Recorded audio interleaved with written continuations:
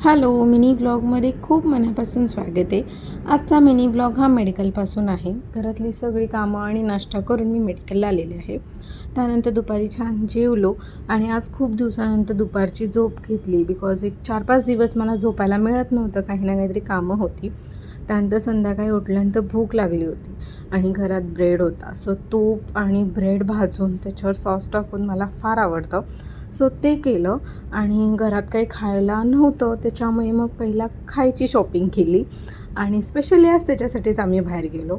So घरी आल्यानंतर जेवण बनवलं. आज छान अशी दाल खिचडी आणि मंचुरियन घरीच बनवले होते आणि बटाट्याचा पराठा. ते खाल्ल्यानंतर आईस्क्रीम खावंसं वाटलं, सो ते खायला गेलो. आईस्क्रीम खाऊन झाल्यानंतर छान टेरेसवरती वारं सुटलेलं, घरात जरा गरम होत होतं. सो छान टेरेसवरती जाऊन वाऱ्याचा आस्वाद घेतला. सो असा होता माझा आजचा दिवस.